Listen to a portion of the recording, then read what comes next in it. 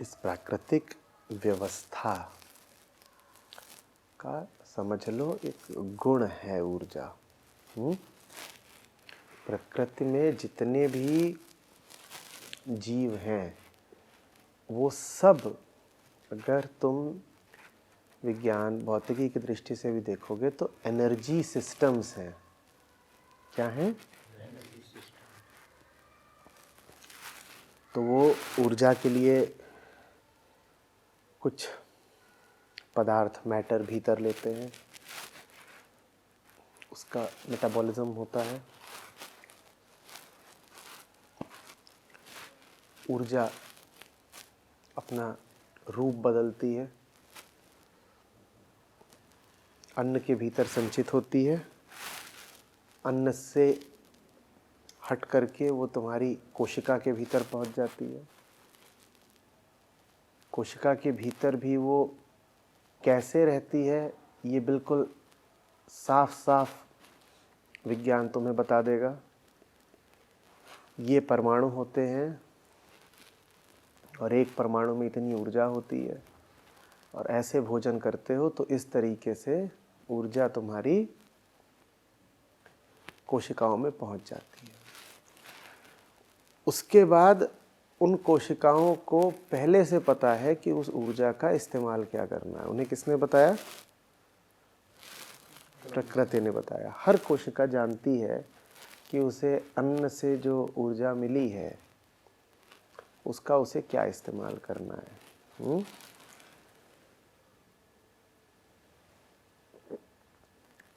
तो वो उसका प्रकृति अनुसार इस्तेमाल कर देती है। ये सृष्टि में हर जीव के साथ हो रहा है। आदमी का किस्सा भी यही है, बस थोड़ा सा अलग है। क्या अलग है? कि तुम्हारे कर्म किस दिशा में होंगे ये तुम तय कर सकते हो। बाकी जीवों के पास तय करने का, चुनाव का विकल्प इत्यादि बहुत कम होता है। आदमी के पास उनकी अपेक्षा बहुत ज़्यादा होता है। तो तुम्हारा हाथ इसकी ओर बढ़ेगा या इसकी ओर बढ़ेगा या इसकी ओर बढ़ेगा ये तुम तय कर सकते हो। अच्छा, इसको उठाऊं तो भी क्या लगी, इसको खींचूं इधर तो भी क्या लगी, इसको उठाऊं, जो भी कुछ करें वो ऊर्जा का ही खेल है ना। ऊर्जा तो लग रही है, ऊर्जा के बिना कर्म तो होता नहीं। यह होता है? बिना बैटरी के तो खिलौना भी नहीं चलता, तो बिना ऊर्जा के आदमी कैसे चलेगा? लेकिन तुम्हारे पास ये विकल्प होता है कि तुम चुन लो कि ये उठाना है कि ये। इनको तुम ये कह सकते हो कि ये तुम्हारे कर्मों का चुनाव है, या इन्हीं को तुम इस तरह कह सकते हो कि तुमने अपनी ऊर्जा की दिशा निर्धारित कर ली। वो दोनों एक ही बात है। अगर सीधी सपाट भाषा में बोलना चाहो तो ये कहोगे कि मैंने चुना कि मैं बाएं नहीं जाऊंगा, मैं दाएं जाऊंगा। ये बिल्कुल सीधी ईमानदार भाषा हो गई। इसी को अगर तुमको ज़रा क्लिष्ट भाषा में बोलना है तो तुम कहोगे कि मैंने अपनी ऊर्जा को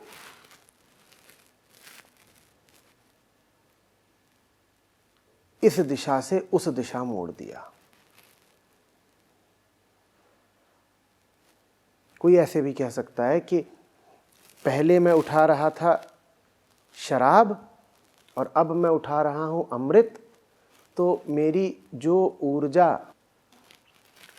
अधोगामी थी वो ऊर्ध्वगामी हो गई।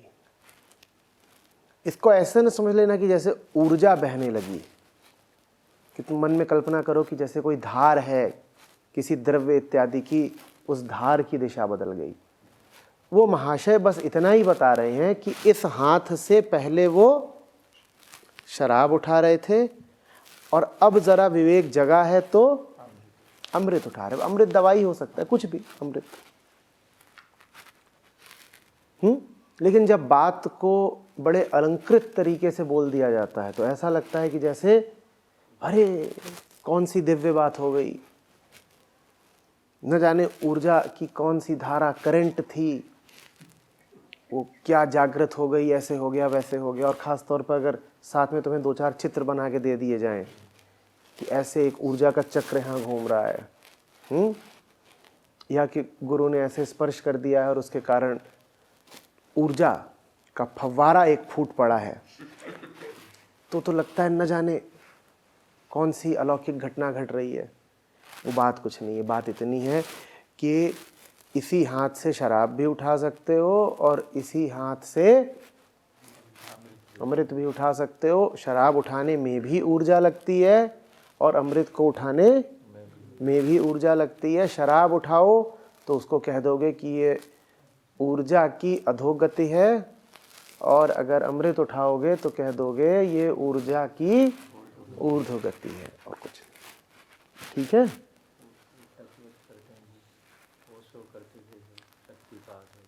देखो, हम सब देहाभिमानी लोग हैं। हमारा किससे संपर्क रहता है? हमारी जो अहम वृत्ति है वो किससे जा चिपकी है? अब मान लो ये छोटा बच्चा है, और कहों कहों कहों कर रहा है बिल्कुल, और परमेश्वरी माँ है, और कैसे चुप कराएंगी? तो स्पर्श की और कोई नहीं महत्ता है, यही महत्ता है कि जो अपने आप को देह मानेगा वो अपने आप को स्पर्शित तभी मानेगा जब देह को स्पर्श कर दिया जाएगा।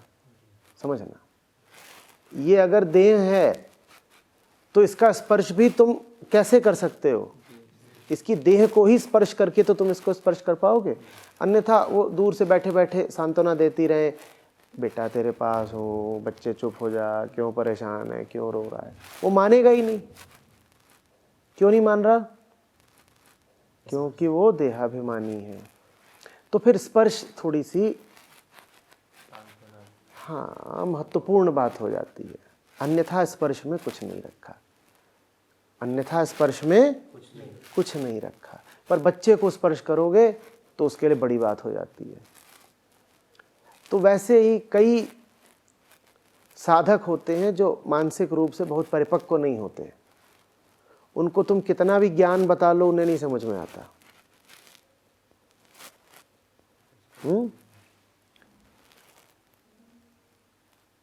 तो ऐसे साधकों को प्रथम अवस्था का जान करके उनको फिर कुछ पदार्थ दिया जाता है। क्योंकि तुम उनसे बोलो कि निराकार और पराभौतिक है सत्य, उन्हें कुछ नहीं समझ में आता। तो उनको मूर्तियां दी जाती हैं। उन्हें क्या दी जाती हैं? मूर्तियां। इसी तरीके से जो आरंभिक अवस्था के अन्य साधक होते हैं उन्हें किस्से कहानियां दी जाती हैं, क्योंकि तुम उनसे गुह्य सिद्धांतों की भाषा में बात करोगे तो उनके पल्ले पड़ता नहीं। तो उन्हें फिर कैसे समझाते हो? कहानी बता बता के, कहानी बता बता के। तो जैसे मूर्ति होती है, कहानी होती हैं, ये सब आरंभिक अवस्था के साधकों के लिए होती हैं। उसी तरीके से जो और भी ज्यादा आरंभिक अवस्था के साधक हैं, उनका आरंभ अभी हुआ ही नहीं है, वो शून्य पर भी नहीं है,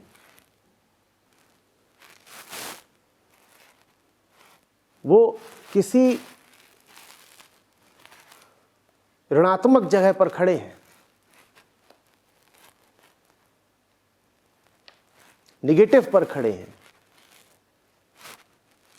उनको मूर्ति भी नहीं समझ में आती। तो उनके लिए फिर गुरु ये तरीका निकालता है कि इसको छू ही दो। ये बिना छुए मानेगा नहीं।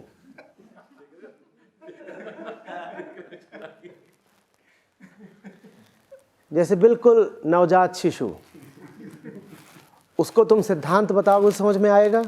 नहीं, मानेगा ही नहीं।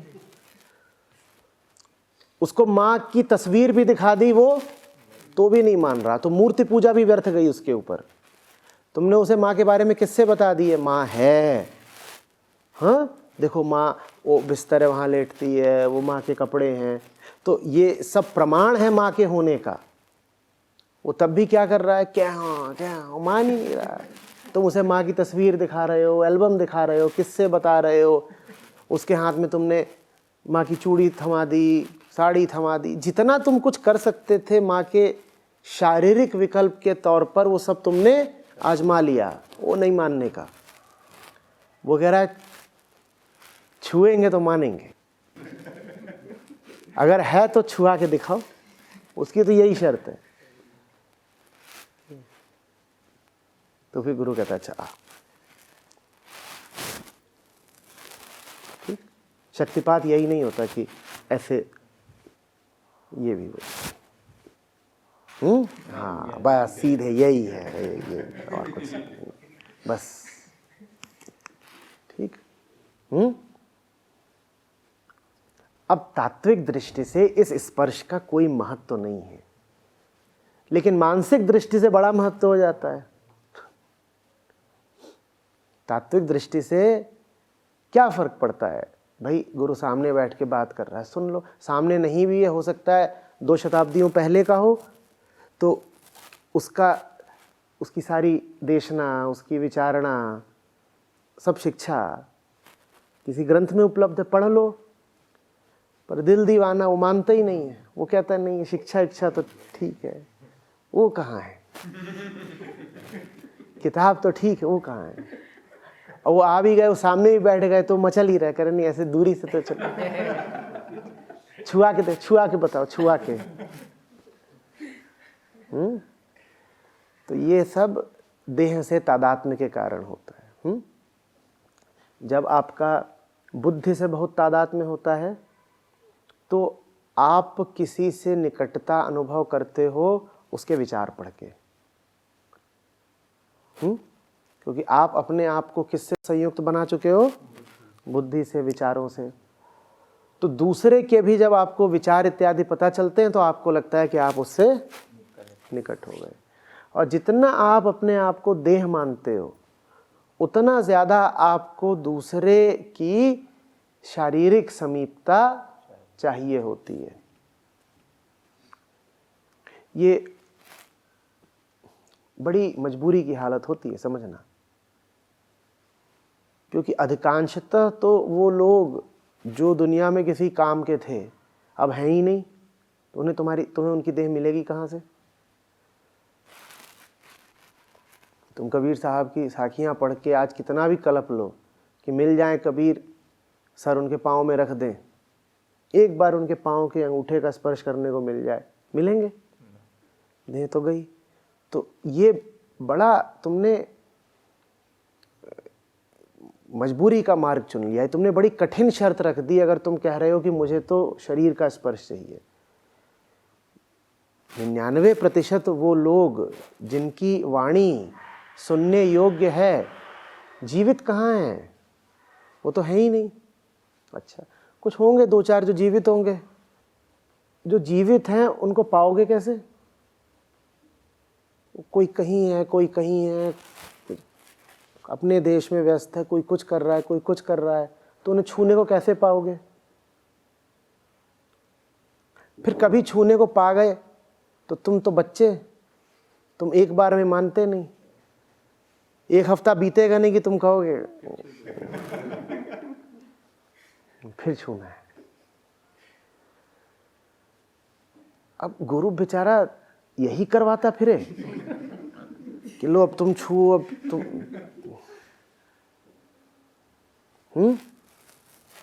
तो ये तुमने बड़ी कठिन शर्त रख दी है, इसमें तुम्हें भी कठिनाई हो जाएगी और गुरु को भी हो जाएगी।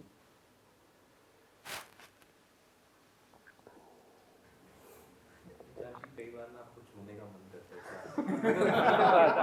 जैसे अभी नहीं मैं वही जैसे अभी कई बार मतलब नतमस्तक होने जैसे आपने भाव दिए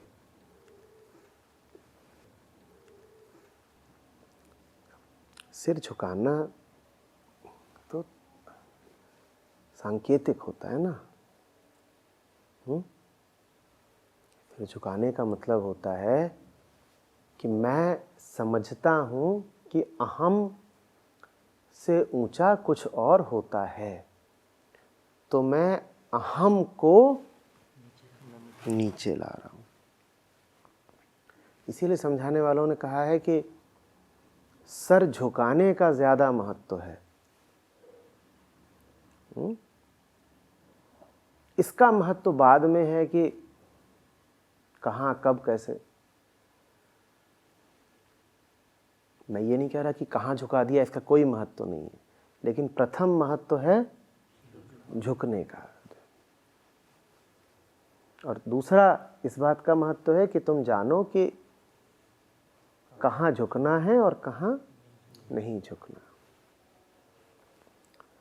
तो सर गुरु के चरणों पे रखना शारीरिक स्पर्श की बात नहीं है, वो अहम के झुकने का संकेत मात्र है। उसमें शारीरिक स्पर्श हो जाए ये संयोग है। बहुत तो ऐसे अनुशासित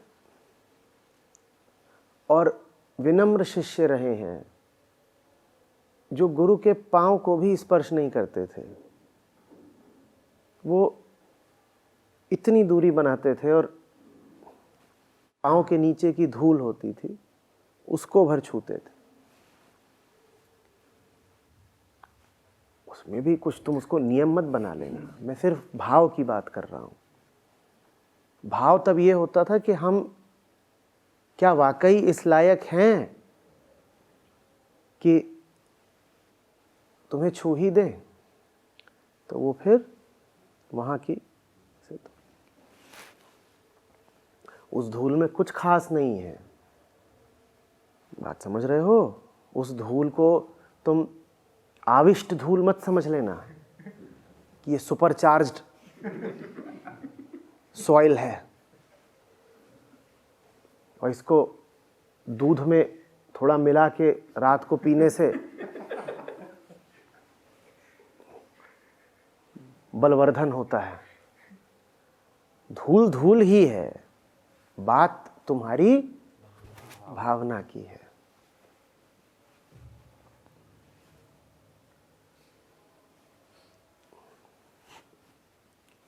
हमेशा जो पहला सूत्र है, जो फंडामेंटल है, उसको याद रखा करो।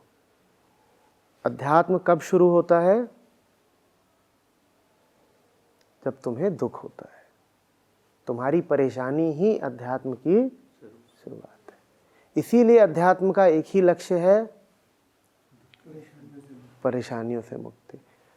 और जब तुम परेशानी में जाते हो, उसका थोड़ा सा परीक्षण करते हो, तो पाते हो कि परेशानी का कारण है अहम। इसीलिए अध्यात्म की प्रक्रिया है अहम का इलाज। चाहे उसको कह दो कि अहम को पालतू बनाना, चाहे कह दो अहम का विसर्जन, चाहे कह दो परमात्मा में अहम का विलय। बताने वालों ने तरीके तरीके से कहा है। तो अध्यात्म का उद्भव कहाँ पर है? दुख में। अध्यात्म का अंत कहाँ है? दुख के अंत में। और अध्यात्म की प्रक्रिया क्या है? अहम का विसर्जन। बस बाकी जितनी बातें तुम अध्यात्म के नाम पर सुनो वो सब दाएं बाएं की। ये जो बुनियादी बातें हैं इनको मत भूलना, फिर कभी धोखा नहीं खाओगे। कुछ भी चल रहा हो और उसको नाम दिया जा रहा हो अध्यात्म का, तो अपने आप से पूछ लेना कि क्या इसका संबंध दुख से है, और क्या ये जो प्रक्रिया चल रही है ये अहम को तिरोहित करेगी। अगर उत्तर हाँ में मिले तो तुम उस प्रक्रिया को आजमा सकते हो, और उत्तर ना में मिले तो कहना कि ये ऐसे ही है, कुछ खिलवाड़, मनोरंजन, इससे क्या करना, अध्यात्म नहीं है ये। ठीक है।